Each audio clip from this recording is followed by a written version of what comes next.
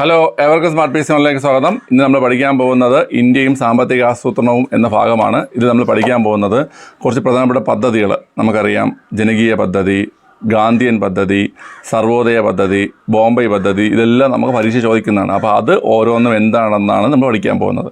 Important ടോപ്പിക്കാണ്, നല്ലപോലെ not ചെയ്ത് പഠിക്കുക. പിന്നെ ഇന്നലെ നമ്മൾ പഠിച്ചില്ലേ ബംഗാളി സാഹിത്യവും പിന്നെ കല, ചിത്രകല, അതൊക്കെ പഠിച്ചില്ലേ? അതിൻ്റെ പരീക്ഷ ഇന്ന് വീഡിയോ ലാസ്റ്റ് ഉണ്ട്. ഓക്കെ, അപ്പോൾ അതെന്ത് ചെയ്യുക, അത് നിങ്ങൾ അറ്റൻഡ് ചെയ്യുക. പിന്നെ ഈ കഴിഞ്ഞ പരീക്ഷയ്ക്ക് നല്ല മാർക്കുള്ള മുഴുവൻ മാർക്കുള്ള ആൾക്കാരുടെയും പേര് നമ്മൾ വായിക്കുന്നുണ്ട്. എല്ലാവരും മാർക്ക് കമൻറ്റ് ചെയ്യുക കേട്ടോ. നിങ്ങളുടെ പേര് നമ്മൾ ഫുൾ ഉണ്ടെങ്കിൽ നമ്മൾ വായിക്കും. പിന്നെ ഉള്ള കാര്യം എന്ന് വെച്ച് കഴിഞ്ഞാൽ നമ്മുടെ ഓൺലൈൻ ബാച്ചുകളാണ്. നമുക്ക് LDCക്കും LGSനും LPUPക്കും ഓൺലൈൻ ബാച്ചുകളുണ്ട്. ജോയിൻ ചെയ്യാൻ താല്പര്യമുണ്ടെങ്കിൽ ഇവിടെ നമ്പർ എടുത്തിട്ടുണ്ട്, കോൺടാക്ട് ചെയ്യുക. നമുക്ക് നേരെ ക്ലാസ്സിലേക്ക് പോകാം. ഓക്കെ, പ്രിയപ്പെട്ട കുട്ടികളെ, നമ്മൾ ഇന്നലെ എന്ത് പഠിച്ചു? ഇന്നലെ സാഹിത്യം പഠിച്ചു. അത് നമ്മുടെ സ്വാതന്ത്ര്യ സമര കാലത്തെ സാഹിത്യവും കലയും പഠിച്ചു. ഇന്ന് നമ്മൾ പഠിക്കാൻ പോകുന്നത് ഇന്ത്യൻ സാമ്പത്തിക ആസൂത്രണമാണ്.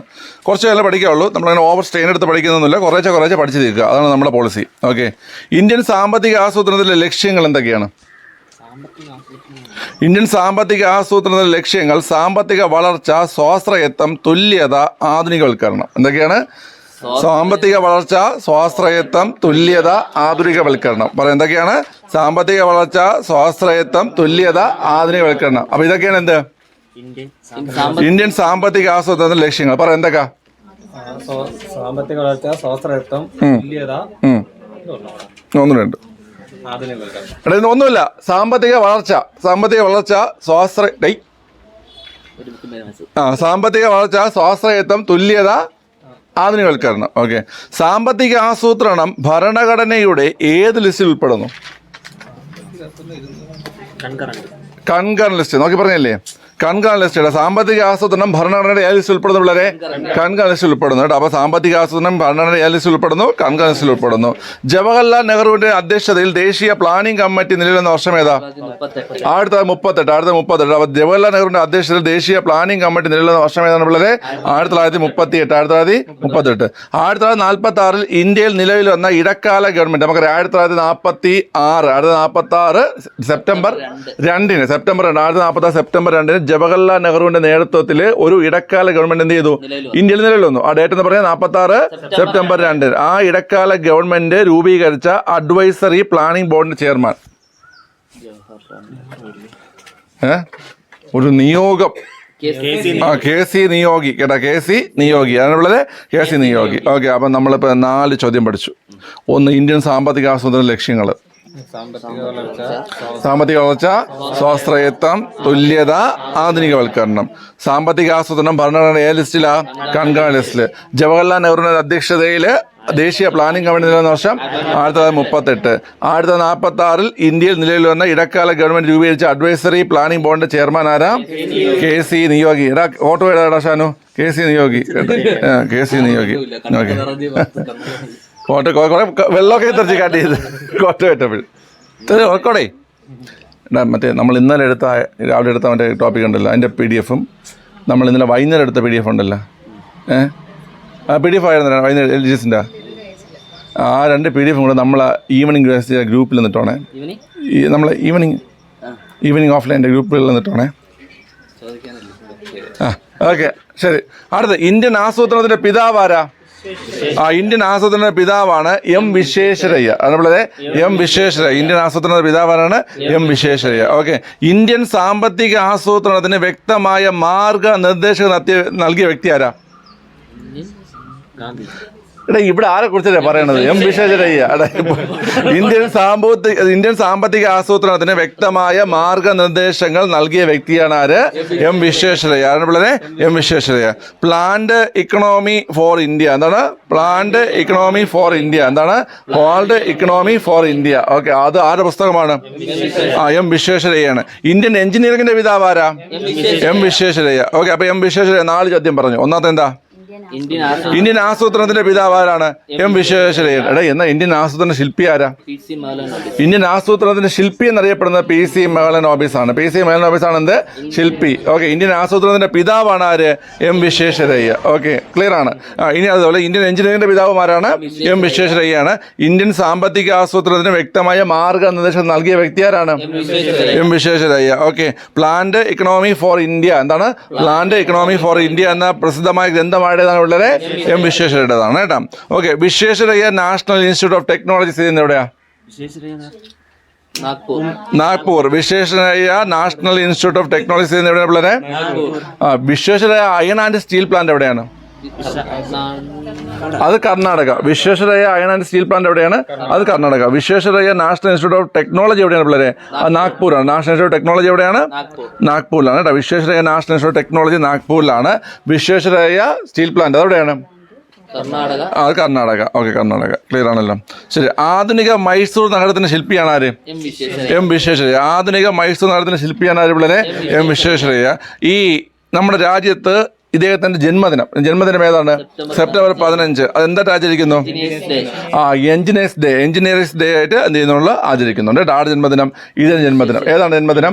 സെപ്റ്റംബർ 15. ഓക്കെ, എന്റെ ജന്മദിനം ഏതാണ്? ജൂൺ 9. എന്തായിട്ട് ആചരിക്കണം നിനക്ക് ഇഷ്ടം? ഗണിതശാസ്ത്ര എന്താണ്? വേണ്ട. ഓക്കെ, എം വിശ്വേശ്വരയ്യയുടെ മറ്റ് കൃതികളാണ് റീകൺസ്ട്രക്ടിങ് ഇന്ത്യ. എന്താണ് ഉള്ളത്? Reconstructing India. Okay, reconstructing India. Memories of my working life. Memories of my working life. എന്താണ്? Memories of my working life. Okay, memories of my working life. Okay, അപ്പോൾ ഇത്രയും മനസ്സിലായോ നിങ്ങൾക്ക്? മനസ്സിലായോ? Okay, ശരി. അപ്പം നമുക്ക് തുടക്കം മുതൽ പഠിച്ചിട്ട് ചോദിക്കാം. ഓക്കെ, ഇവിടെ ഇന്ത്യൻ സാമ്പത്തിക ആസൂത്രണ ലക്ഷ്യങ്ങൾ പറഞ്ഞേ. സാമ്പത്തിക വളർച്ച, സ്വാശ്രയത്വം, തുല്യത, ആധുനികവൽക്കരണം. സാമ്പത്തിക ആസൂത്രണം ഭരണഘടന ഏത് ലിസ്റ്റിലാണ്? കൺകറന്റ് ലിസ്റ്റിലാണ്. ജവഹർലാൽ നെഹ്റുവിന്റെ അധ്യക്ഷതയിൽ ദേശീയ പ്ലാനിംഗ് കമ്മിറ്റി നിലവിലുന്ന വർഷം ഏതാ? 1938. 1946 ഇന്ത്യയിൽ നിലവിലുന്ന ഇടക്കാല ഗവൺമെന്റ്. 46 ഡേറ്റ് സെപ്റ്റംബർ 2 ജവഹർലാൽ നെഹ്റുവിന്റെ നേതൃത്വത്തിൽ നിലവിൽ വന്ന ഇടക്കാല ഗവൺമെന്റ് രൂപീകരിച്ച അഡ്വൈസറി പ്ലാനിംഗ് ബോർഡിന്റെ ചെയർമാൻ ആരാ? KC നിയോഗി. ആരാണ്? KC നിയോഗി. എം വിശ്വേശ്വരയ്യ. 3 കാര്യങ്ങൾ പ്രധാനമായിട്ട് പഠിച്ചു വെച്ചു. ഇന്ത്യൻ എഞ്ചിനീയറിംഗിന്റെ പിതാവ്, ഇന്ത്യൻ ആസൂത്രണത്തിന്റെ പിതാവ്, മൈസൂർ നഗരത്തിന്റെ ശില്പി. എന്നുള്ളത് ആധുനിക മൈസൂർ നഗരത്തിന്റെ ശില്പി. ഇത് 3 ആരാണ്? എം വിശ്വേശ്വരയ്യാണ്. എന്നാൽ ഇന്ത്യൻ ആസൂത്രണത്തിന്റെ ശില്പി ആരാ? PC മെഹ്ലനോബിസ്. കേട്ടാ. പ്ലാന്റ് എക്കണോമി ഫോർ ഇന്ത്യ എന്ന പുസ്തകം എഴുതാരാ? എം വിശ്വേശ്വരയ്യാണ്. റീകൺസ്ട്രക്ടിങ് ഇന്ത്യ എന്ന പുസ്തകം എഴുതാരാ? M Visvesvaraya. Memories of my working life എന്ന പുസ്തകം എഴുതാരാ? M Visvesvaraya. Visvesvaraya steel plant എവിടെയാ? കർണാടക. അടുത്ത് Visvesvaraya National Institute of Technology എവിടെയാണ്? നാഗ്പൂർ. ഇതിന്റെ ജന്മദിനമാണ് സെപ്റ്റംബർ 15. ഇന്ത്യയിൽ എന്താണ് ആചരിക്കുന്നത് പിള്ളേരെ? എഞ്ചിനീയേഴ്സ് ദിനമായി ആചരിക്കുന്നു. ഓക്കെ, ഇത്ര പഠിച്ചേ. ചോദിക്കട്ടെ, പറ. ഇന്ത്യൻ സാമ്പത്തിക ആസൂത്രണ ലക്ഷ്യങ്ങൾ പറ. സാമ്പത്തിക വളർച്ച, സ്വാശ്രയത്വം, തുല്യത, ആധുനികവൽക്കരണം. സാമ്പത്തിക ആസൂത്രണം ഭരണഘടന ഏത് ലിസ്റ്റിൽ ഉൾപ്പെടുന്നു? കൺകറന്റ് ലിസ്റ്റിൽ. ജവഹർലാൽ നെഹ്റുവിന്റെ അധ്യക്ഷതയിൽ ദേശീയ പ്ലാനിംഗ് കമ്മിറ്റി നിലവിലുന്ന വർഷം ഏതാ? 38. ഇന്ത്യയിൽ ഇടക്കാല ഗവൺമെന്റ് നിലവിലുന്ന വർഷം? 48 46 സെപ്റ്റംബർ 2. ആ ഇടക്കാല ഗവൺമെന്റ് നിയമിച്ച എവിടാ? ഇടക്കാല ഗവൺമെന്റ് നിയമിച്ച പ്ലാനിംഗ് അഡ്വൈസറി പ്ലാനിംഗ് ബോർഡിന്റെ ചെയർമാൻ ആരാ? KC നിയോഗി. എം വിശ്വേശ്വരയ്യയെ കുറിച്ച് പറഞ്ഞേ. എന്തിൻ്റെയൊക്കെ പിതാവ്?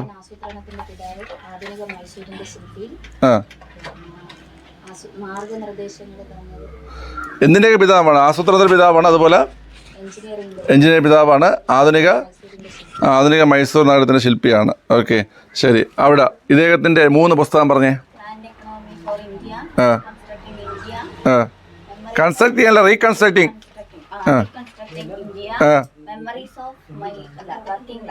Memories of my working life. Okay, hello. അവിടെ ആര്യ ഈ Visvesvaraya National Institute of Technology എവിടെയാ? നാഗ്പൂർ. ഓക്കെ, ഇവിടെ വിശ്വേശ്വരയ്യ സ്റ്റീൽ പ്ലാന്റ് എവിടെയാ? കർണാടക. ഓക്കെ, ഇതിന് ജന്മദിനം എന്ന് പറഞ്ഞേ. നമ്മളെന്താ ആചരിക്കുന്നു? Engineers day. ഓക്കെ, ശരി. അടുത്ത ഗാന്ധിയൻ പ്ലാൻ. എന്താണ് ഗാന്ധിയൻ പ്ലാൻ? ഗാന്ധിയൻ പദ്ധതി അല്ലെങ്കിൽ ഗാന്ധിയൻ പ്ലാനിന്റെ ഉപജ്ഞാതാവ് ആരാണ്? എസ്.എൻ. അഗർവാൾ. ശ്രീമൻ നാരായൺ അഗർവാൾ. ആരാണ്? ശ്രീമൻ നാരായൺ അഗർവാൾ. ഓക്കെ, ഗാന്ധിയൻ പദ്ധതി അല്ലെങ്കിൽ ഗാന്ധിയൻ പ്ലാനിന്റെ ഉപജ്ഞാതാവാണ് എസ്.എൻ. അഗർവാൾ അല്ലെങ്കിൽ ശ്രീമൻ നാരായൺ അഗർവാൾ. ആരാണ്? ശ്രീമൻ നാരായൺ അഗർവാൾ. ഓക്കെ, ഗാന്ധിയൻ പദ്ധതി നിലവിൽ വന്ന വർഷം 1944. ഗാന്ധിയൻ പദ്ധതി നിലവിൽ വന്ന വർഷം ഏതാണ്? 1944.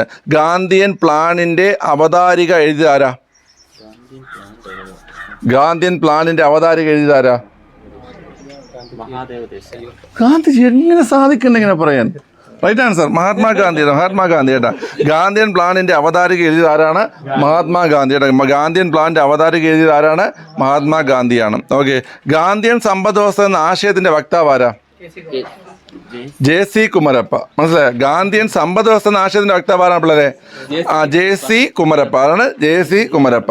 ഗാന്ധിയൻ പ്ലാനിലൊരു ഇള്ളു വരുന്നില്ലേ, അതുകൊണ്ട് Agarwal. Gandhian plan Agarwal. Gandhian plan Agarwal. Okay, Gandhian സമ്പദ് വ്യവസ്ഥ അതാരാണ്? ജെ.സി. കുമരപ്പ കേട്ടോ. ഗാന്ധിയൻ സമ്പദ് വ്യവസ്ഥ ആരാണ്? ജെ.സി. കുമരപ്പ. Okay, JC. കുമരപ്പയുടെ യഥാർത്ഥ പേരെന്നറിയാവോ? ജഗദീഷ് ചന്ദ്ര ബോസ്. അത് ജെ.സി. ബോസ്. മനസ്സിലായോ? ഇത് ജെ.സി. കൊർണേലിയസ്. എന്താണ്? ജെ.സി. കൊർണേലിയസ്. അപ്പൊ ഗാന്ധിജിക്ക് പാടായതുകൊണ്ട് കുമരപ്പ എന്ന് വിളിച്ചു കേട്ടോ. അങ്ങനെ ആയിരിക്കും. ജെ.സി. കൊർണേലിയസ് എങ്ങനെ കുമരപ്പയാവണത്?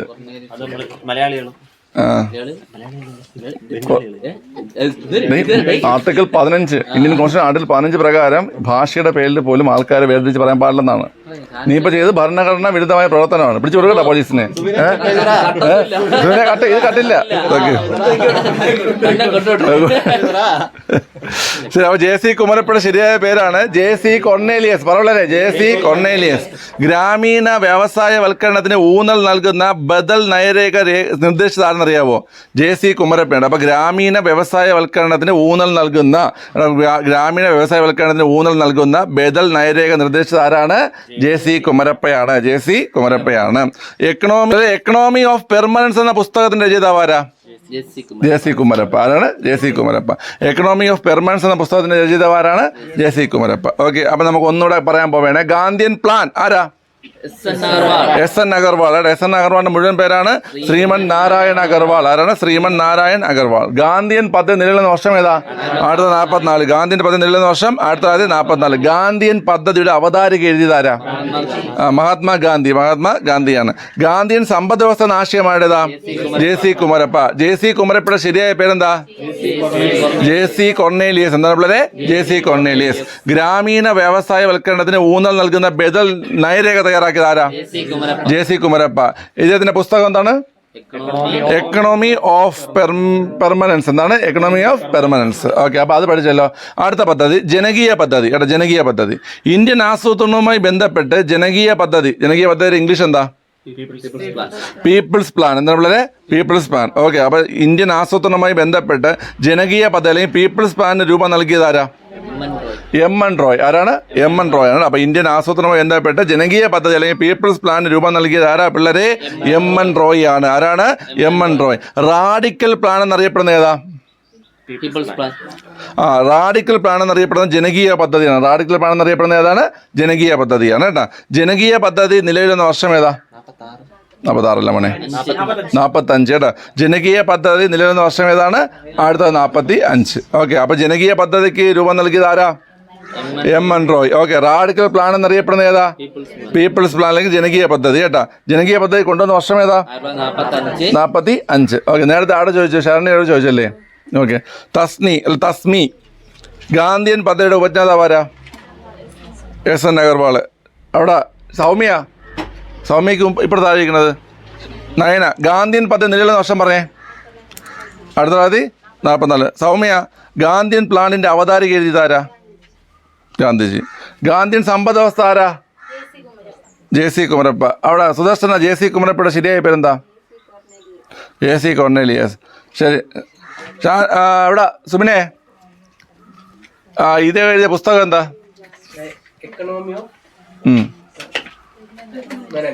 പെർമനന്റ് അല്ല, പെർമനൻസ്. Economy of permanence. എന്താണ് എക്കണോമി ഓഫ് പെർമനൻസ്? ഓക്കെ, ഇദ്ദേഹം എന്തിന്റെ നയരേഖയാണ് നിർദ്ദേശിച്ചത്? ഗ്രാമീണ വ്യവസായവൽക്കരണത്തിന് ഊന്നൽ നൽകുന്ന ബദൽ നയരേഖ നിർദ്ദേശിച്ചത് ആരാ? ജെ.സി. കുമരപ്പ. ഓക്കെ മോനെ, ഇന്ത്യൻ ആസൂത്രണവുമായി ബന്ധപ്പെട്ട് ജനകീയ പദ്ധതി അല്ലെങ്കിൽ പീപ്പിൾസ് പ്ലാൻ രൂപം നൽകിയത് ആരാ? എം.എൻ. റോയ്. ഈ ജനകീയ പദ്ധതി അറിയപ്പെടുന്ന മറ്റൊരു പേരെന്താ? Radical plan. ജനകീയ പദ്ധതി നിലവിൽ വർഷം ഏതാ? അടുത്തത് 45. ഇനി നമുക്ക് 2 പദ്ധതികൾ പഠിക്കാം. ഇവിടെ 2 പദ്ധതികൾ പഠിച്ചു കഴിഞ്ഞാൽ കംപ്ലീറ്റ് ആയി. സർവോദയ പദ്ധതി നമ്മളെ സർവോദയ പദ്ധതിയുടെ ഉപജ്ഞാതാവാരാ? JP. ആരാണ്? ജയപ്രകാശ് നാരായൺ. സർവോദയ പദ്ധതിയുടെ ഉപജ്ഞാതാവാരാണ്? ജയപ്രകാശ് നാരായൺ. അപ്പൊ സർവോദയ പദ്ധതിയുടെ ഉപജ്ഞാതാവാണ് പിള്ളേരെ ജയപ്രകാശ് നാരായൺ. സർവോദയ പദ്ധതി നിലവിൽ വന്ന വർഷം ഏതാ? 45 40 48 50. Right answer mister ലൂബി. 50 കേട്ടോ. സർവോദയ പദ്ധതി നിലവിൽ വന്ന വർഷം 1950. സർവോദയ പദ്ധതി നിലവിൽ വന്ന വർഷം ഏതാണ്? 1950. ഗാന്ധിയൻ പദ്ധതിയിൽ നിന്നും വിനോബ ഭാവയുടെ ആശയങ്ങളിൽ നിന്നും പ്രചോദനം ഉൾക്കൊണ്ട് ആരംഭിച്ച പദ്ധതിയാണ് ഏത്? സർവോദയ പദ്ധതി. എന്തിൽ നിന്നൊക്കെ? ഗാന്ധിയൻ പദ്ധതിയിൽ നിന്നും വിനോബ ഭാവയുടെ ആചാര്യ വിനോബ ഭാവയുടെ ആശയങ്ങളിൽ നിന്നും പ്രചോദനം ഉൾക്കൊണ്ട് രൂപീകരിച്ച പദ്ധതിയാണ് ഏത്? സർവോദയ പദ്ധതി. ഓക്കെ, അപ്പൊ സർവോദയ പദ്ധതി ഞാൻ 3 പോയിന്റുകൾ പറയുന്നുള്ളേ. അപ്പൊ സർവോദയ പദ്ധതി ഉപജ്ഞാതാവാരാ? ജയപ്രകാശ് നാരായൺ. സർവോദയ പദ്ധതി നിലവിൽ വന്ന വർഷം ഏതാ? 1950. ഈ സർവോദയ പദ്ധതി എങ്ങനെയാ രൂപീകരിച്ചേ? ഗാന്ധിയൻ പദ്ധതിയിൽ നിന്നും വിനോബ ഭാവയുടെ ആശയങ്ങളിൽ നിന്നും പ്രചോദനം ഉൾക്കൊണ്ട് രൂപീകരിച്ച പദ്ധതിയാണ് ഏത്? സർവോദയ പദ്ധതി. ഓക്കെ, ക്ലിയർ ആണല്ലോ. അടുത്തതിൽ ഏറ്റവും ഇമ്പോർട്ടൻ്റ് ആയിട്ടുള്ള ബോംബെ പ്ലാൻ ഏറ്റവും ഇമ്പോർട്ടൻ്റ്. കാരണം സ്ഥിരം ഈ പദ്ധതിയിൽ അതിനൊക്കെ സാധനം ചോദിക്കാറുണ്ട്. അതിൽ ഏറ്റവും കൂടുതൽ തവണ ചോദ്യം വന്നിട്ടുള്ള സാധനമാണ് ഏത്? ബോംബെ പദ്ധതി. ഓക്കെ, ആസൂത്രണവുമായി ബന്ധപ്പെട്ട് ഇന്ത്യയിലെ ചില പ്രമുഖരായ 8 വ്യവസായികൾ ചേർന്ന് തയ്യാറാക്കിയ ബോംബെ പദ്ധതി നിലയിൽ വന്നത് 1944 മനസ്സിലായ? അതായത് നമ്മുടെ ഇന്ത്യൻ ആസൂത്രണവുമായി ബന്ധപ്പെട്ടിട്ട് ബോംബെയിലെ 8 വ്യവസായികൾ ചേർന്നിട്ട് എന്താണ് രൂപം കൊടുത്തു? ബോംബെ പദ്ധതി എന്ന പേരിലുള്ള ഒരു പദ്ധതിക്ക് രൂപം കൊടുത്തു. അത് നിലവിൽ വന്ന വർഷം ഏതാണ്? 1944 കേട്ടോ. ഈ ബോംബെ പ്ലാൻ ഔദ്യോഗികമായി അറിയപ്പെടുന്നത് a brief memorandum outlining a plan of economic development for India. മനസ്സിലായോ? നിങ്ങൾ എഴുതി തുടങ്ങിയിരുന്നാ? ഞാൻ പറഞ്ഞുതരാം. എഴുതിക്കോ. A brief memorandum English spelling അവിടെ ഇരിക്കും. മെമ്മോ എന്ന് ഇംഗ്ലീഷ് എഴുതും. മറ്റേ മെമ്മോറാണ്ടം മെമ്മോറാണ്ടം പഠിക്കാൻ എളുപ്പമാണ്. മെമ്മോയുടെ സ്പെല്ലിംഗ് എന്താ? MO. അടുത്ത RIN DUM റാൻഡം. മെമ്മോറാണ്ടം എവിടെ കഥയെന്ന്? ഇതിലിപ്പോ A to Z ഉണ്ടല്ലോ ഇതില്. മെമ്മോറാണ്ടത്തിൽ U ഒക്കെ വന്ന് കിടക്കുന്നു അവസാനത്തെ U. ശരി. മെമ്മോറാണ്ടം ഔട്ട്ലൈനിങ് എ പ്ലാൻ അറിയാലോ. Outlining a plan of economic development for India. Clear ആണല്ലോ? അപ്പോൾ ബോംബെ പ്ലാൻ ഔദ്യോഗികമായി അറിയപ്പെടുന്നത് a brief memorandum outlining a plan of economic development for India. Okay, Bombay പദ്ധതിക്ക് നേതൃത്വം കൊടുത്ത വ്യക്തിയാണ് ആര്? അർദ്ദേശ്വർ ദലാൽ. താങ്കളുടെ ദിവസമാണ് കേട്ടോ. അർദ്ദേശ്വർ ദലാൽ കേട്ടോ. ബോംബെ പദ്ധതിക്ക് നേതൃത്വം കൊടുത്ത ആരാണ്? അർദ്ദേശ്വർ ദലാൽ. ആൻസി ശ്രദ്ധിക്കുന്നേ. അനുസരിച്ച് മറ്റേ ഓന്തെത്തി ഒളിഞ്ഞൊക്കെ നോക്കണേ. കണ്ടുകൂടല്ലേ? പേര് മനസ്സിലായില്ലേ? സുദർശനിക്ക് മനസ്സിലായാ? അത് പറഞ്ഞു കൊടുത്താണ്. ഒരുപാട് പുച്ഛം പോയിട്ടില്ല. നിനക്ക് വേണമെങ്കിൽ കേട്ടോ. അർദ്ദേശ്വർ ദലാൽ. ആ മുഖത്താ ഭാവം അല്ലേ? ഇതേ ഭാവമാണ് ക്ലാസ് പേപ്പർ എടുക്കുമ്പോഴേ ഫുള്ള് സെക്കൻഡ്. ബോംബെ പദ്ധതിക്ക് നേതൃത്വം കൊടുത്താണ് പിള്ളേരെ അർദേശിർ ദലാൽ. ആരാണ്? അർദേശിർ ദലാൽ. ബോംബെ പദ്ധതിക്ക് പിന്നിൽ പ്രവർത്തിച്ച മലയാളി ജോൺ മത്തായി. ബോംബെ പദ്ധതിക്ക് പിന്നിൽ പ്രവർത്തിച്ച മലയാളിയാണ് ആര് പിള്ളേരെ? ജോൺ മത്തായി. ആരാണ്? ജോൺ മത്തായി. ഓക്കെ, ബോംബെ പദ്ധതിക്ക് പിന്നിൽ പ്രവർത്തിച്ച മലയാളി ആരാണ്? ജോൺ മത്തായി. പ്ലാനിന് പിന്നിൽ പ്രവർത്തിച്ച മറ്റുള്ളവർ കേട്ടാ, JRD ടാറ്റ. ആണ് JRD ടാറ്റ. GD ബിർള. എന്താണ്? GD ബിർള. ഓക്കെ, അപ്പൊ JRD ടാറ്റ ഉണ്ടായിരുന്നു, GD ബിർള ഉണ്ട്. അപ്പൊ ടാറ്റയും ബിർളയും ഉണ്ടായിരുന്നു. പിന്നെ പുരുഷോത്തം ദാസ് താക്കൂർ ദാസ്. പുരുഷോത്തം ദാസ് താക്കൂർ ദാസ്. ആരൊക്കെയാണ്? പുരുഷോത്തം ദാസ് താക്കൂർ ദാസ്. ലാലാ ശ്രീറാം. പറയണേ. ലാലാ ശ്രീറാം. എന്താണ്? ലാലാ ശ്രീറാം. AD ഷെറോഫ്. ആരാണ്? AD ഷെറോഫ്. ഓ, അവിടെ ചിരിച്ച് മറിക്കണ്. എഴുതിയില്ലേ? നിങ്ങൾ നോക്കിയോ? JRD Tata, JD Birla. JRD Tata, JD Birla. Purushottam Das Thakur Das. Purushottam Das Thakur Das. Lala Shriram. AD Shroff. അടുത്ത കസ്തൂർബായ് ലാൽബായ്. കസ്തൂർബാ ഗാന്ധി എന്നാണ് എഴുതിയത്. കസ്തൂർബായ് ലാൽബായ്. എത്ര പേരായി? 6. മറ്റേ ജോൺ മത്തായി, അർദേശ് 8 പേര്. ക്ലിയർ ആണല്ലോ. അപ്പൊ പിള്ളേർ പഠിച്ചാ? പേരാ JRD Tata, JD Birla. JD Birla. Purushottam Das Thakur Das. Lala Shriram, AD Shroff, Kasturbhai Lalbhai. Clear ആണല്ലോ. അപ്പൊ ഇവര് 6 പേരും പിന്നെ ആരൊക്കെ? ജോൺ മത്തായിയും അർദേശ് ദലാൽ. ക്ലിയർ ആണല്ലോ. നമ്പർ തെറ്റിയാ? പിള്ളേർ എങ്ങോട്ട് നോക്കിയോ? സ്വതന്ത്ര ഇന്ത്യയിലെ ആദ്യ വ്യാവസായിക നയം പ്രഖ്യാപിച്ചെന്നാണ്? 48 ഏപ്രിൽ 6 കേട്ടോ. സ്വതന്ത്ര ഇന്ത്യയിലെ ആദ്യ വ്യാവസായിക നയം പ്രഖ്യാപിച്ചെന്നാണ് 1948 ഏപ്രിൽ 6. 1948 ഏപ്രിൽ 6. അപ്പൊ സ്വതന്ത്ര ഇന്ത്യയിലെ ആദ്യ വ്യാവസായിക നയം പ്രഖ്യാപിച്ചെന്ന് 48 ഏപ്രിൽ 6. 1944 പറ. 1944 ബ്രിട്ടീഷ് ഗവൺമെന്റ് സ്ഥാപിച്ച പ്ലാനിംഗ് ആൻഡ് ഡെവലപ്മെന്റ് ഡിപ്പാർട്ട്മെന്റ് നേതൃത്വം നൽകിയത് ആരാ? 1944 ബ്രിട്ടീഷ് ഗവൺമെന്റ് സ്ഥാപിച്ച പ്ലാനിംഗ് ആൻഡ് ഡെവലപ്മെന്റ് ഡിപ്പാർട്ട്മെന്റ് നേതൃത്വം നൽകിയത് അർദേശിൽ ദലാലാണ്. ആരാണ്? അർദേശിൽ ദലാലാണ്. നീ പറഞ്ഞായിരുന്നാ? നീ നോക്കിയാണോ പറഞ്ഞത്? അർദേശിൽ ദലാൽ. 1944 ഈ സ്ഥാപനം എന്ത് ചെയ്തു? പൂട്ടി. നിരോധിച്ചു. ഓക്കെ, 44 തുടങ്ങിയിട്ട് 44 നിരോധിച്ചു. 2 വർഷത്തെ ഇതേ ഉള്ളൂ. നമ്മളിപ്പോ ഏതൊരു ചോദിച്ചു? സർവോദയ പ്ലാൻ അതാണ് ചോദിച്ചത്. ജനകീയ പദ്ധതിയിൽ ചോദിച്ചത്. അപ്പൊ നോക്കിയോ, സർവോദയ പദ്ധതിയുടെ ഉപജ്ഞാതാവ് ആരുടെ? പറയടാ. ജയപ്രകാശ് നാരായൺ. സർവോദയ പദ്ധതി നിലനിന്ന വർഷം 50. ഈ ഗാന്ധിയൻ പദ്ധതി ഏതൊക്കെ നിന്ന്? ഗാന്ധിയൻ പദ്ധതിയിൽ നിന്നും വിനോബ ഭാവെയുടെ ആശയങ്ങളിൽ നിന്നും പ്രചോദനം ഉൾക്കൊണ്ട് രൂപീകരിച്ച പദ്ധതിയാണേത്? സർവോദയ പദ്ധതി. ഓക്കെ. ബോംബെ പ്ലാൻ ആസൂത്രണവുമായി ബന്ധപ്പെട്ട് ഇന്ത്യയിലെ ചില പ്രമുഖരായ 8 വ്യവസായികൾ ചേർന്ന് തയ്യാറാക്കിയതാണ് ഏത്? ബോംബെ പദ്ധതി. ബോംബെ പ്ലാൻ ഏത് വർഷം? 1944. ഓക്കെ. ഈ ബോംബെ പ്ലാൻ ഔദ്യോഗികമായി അറിയപ്പെടുന്ന പേര്? A brief memorandum outlining a plan of economic development for India. Okay. Bombay പദ്ധതി നേതൃത്വം കൊടുത്തത് അർദേശിൽ ദലാൽ. മലയാളി ആരാ?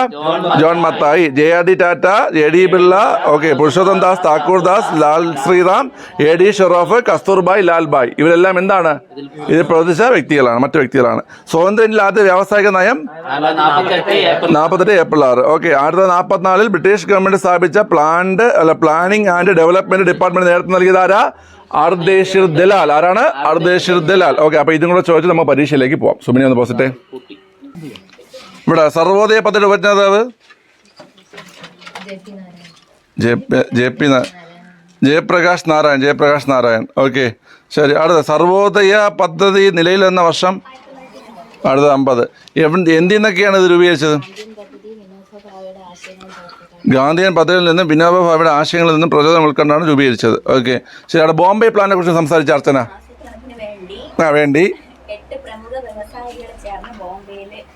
ബോംബെയിൽ റൗണ്ട് ടേബിള് ഈ കാണിച്ചെന്തോ അതിപ്പം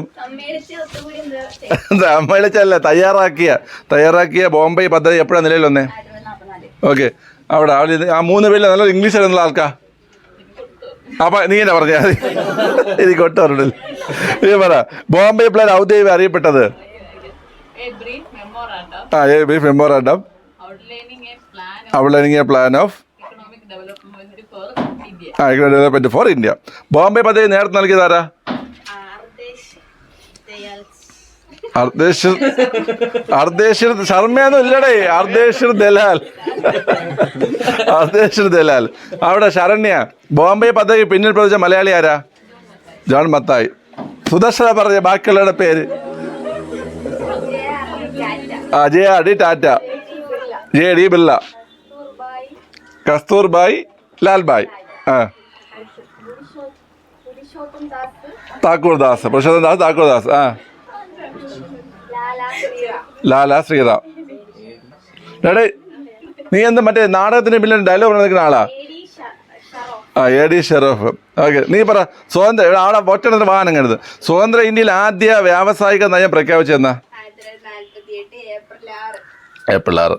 അവിടെ സൗമ്യ, 1944 ബ്രിട്ടീഷ് ഗവൺമെന്റ് സ്ഥാപിച്ച പ്ലാനിംഗ് ആൻഡ് ഡെവലപ്മെന്റ് ഡിപ്പാർട്ട്മെന്റ് നേതൃത്വം നൽകിയത് ആരാ? ഈ സ്ഥാപനം ഏത് വർഷം പൂട്ടി? 46. ഓക്കെ, നാളെ ഒരു പരീക്ഷ നടത്തും, പഠിച്ചിട്ട് വേണം നമുക്ക് ഇന്നത്തെ പരീക്ഷയിലേക്ക് പോവാം. ഓക്കെ, നിങ്ങളുടെ അങ്ങോട്ട് നീ കോപ്പി ഇടി. നീ എന്നെ അല്ല എന്നാ എന്തിനാണ്?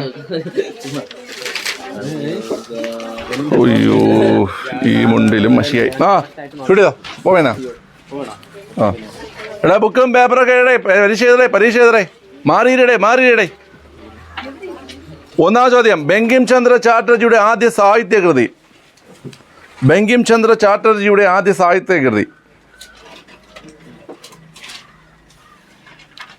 രണ്ടാം ചോദ്യം, ബ്രിട്ടീഷുകാർക്കെതിരെ നടന്ന സന്യാസി കലാപത്തെ അടിസ്ഥാനമാക്കി ബങ്കിം ചന്ദ്ര ചാറ്റർജി രചിച്ച നോവൽ ഏതാണ്?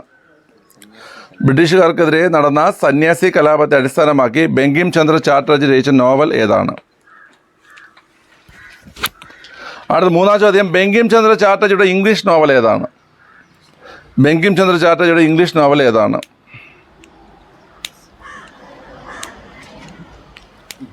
ബംഗാളിലെ നീലം കർഷകർ അനുഭവിച്ച കൊടിയ ചൂഷണത്തെ പ്രമേയമാക്കി നാടകം എഴുതിയ വ്യക്തി ആരാണ്? ബംഗാളിലെ നീലം കർഷകർ അനുഭവിച്ച കൊടിയ ചൂഷണത്തെ പ്രമേയമാക്കി നാടകം എഴുതിയ വ്യക്തി ആരാണ്? മുസ്ലിം ലീഗിൻ്റെ ആദ്യ സമ്മേളനം നടന്ന സ്ഥലവും വർഷവും. മുസ്ലിം ലീഗിൻ്റെ ആദ്യ സമ്മേളനം നടന്ന സ്ഥലവും വർഷവും. അടുത്ത ആറാം ചോദ്യം, ഭാരത് മാത എന്ന ചിത്രം വരച്ചത് ആരാ? ഭാരത് മാത എന്ന ചിത്രം വരച്ചത് ആരാണ്?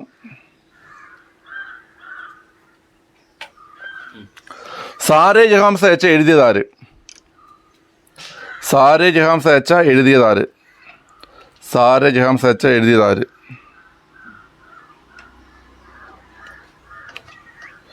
അടുത്ത ഗ്രാമീണ ജീവിതം എന്ന ചിത്രം വരച്ചത് ആരാണ്? ഗ്രാമീണ ജീവിതം എന്ന ചിത്രം വരച്ചത് ആരാണ്?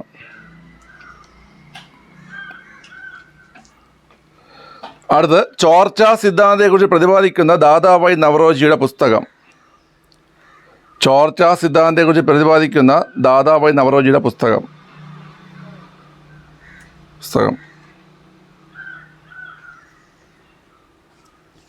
വിവേകാനന്ദൻ്റെ ഇന്നലെ പഠിപ്പിച്ച 3 കൃതികൾ എഴുതിയേ. ഇന്നലെ 3 കൃതികൾ പഠിപ്പിച്ചായിരുന്നു ഇവിടെ. നീ ഉണ്ടായിരുന്നില്ല ഇന്നലെ? വിവേകാനന്ദൻ്റെ ഇന്നലെ പഠിപ്പിച്ച 3 കൃതികൾ ഉണ്ട്. ഒന്നുകൂടെ കാണാൻ എനിക്കറിയാം. എഴുതിയല്ലോ. ജന്മഭൂമി എന്ന കൃതി എഴുതിയാരാ? അയ്യോ, ചോദ്യം ഉത്തരം എഴുതാനാണേ, ഉത്തരം പറയല്ലേ. ജന്മഭൂമി എന്ന കൃതി എഴുതിയത് ആരാണ്? ജന്മഭൂമി എന്ന കൃതി എഴുതിയത് ആരാണ്? പ്രിസൺ ഡേയ്സ് ആരുടെ കൃതിയാണ്? പ്രിസൺ ഡേയ്സ് ആരുടെ കൃതിയാണ്?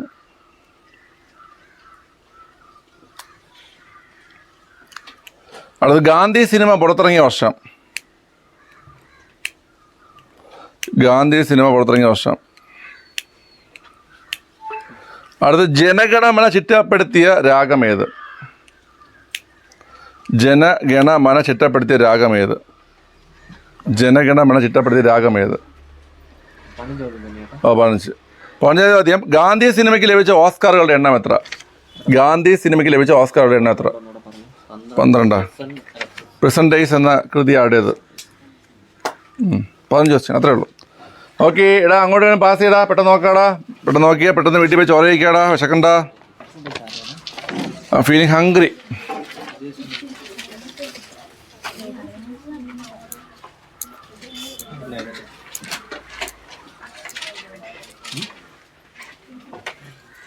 ആ പേപ്പർ ഞാൻ നോക്കാം. വെട്ടിയാ? ശരി ശരി ഓക്കെ. ഡേ അലക്കി ഡേ.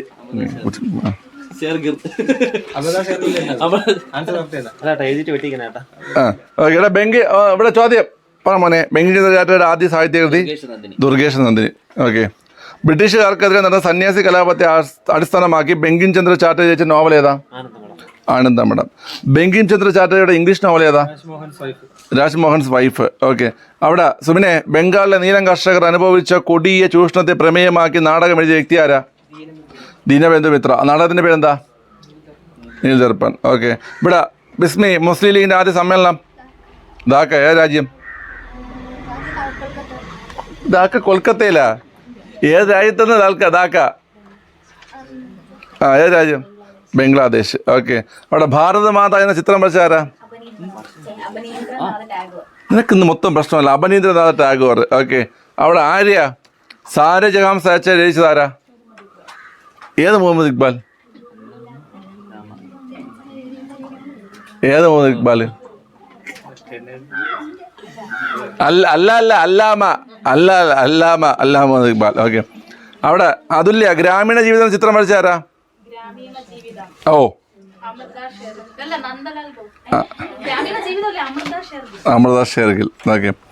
അവിടെ ശരണെ ചോർച്ച സിദ്ധാന്തം പ്രതിപാദിക്കുന്ന ദാദാഭായ് നവറോജിയുടെ പുസ്തകം ഏതാ?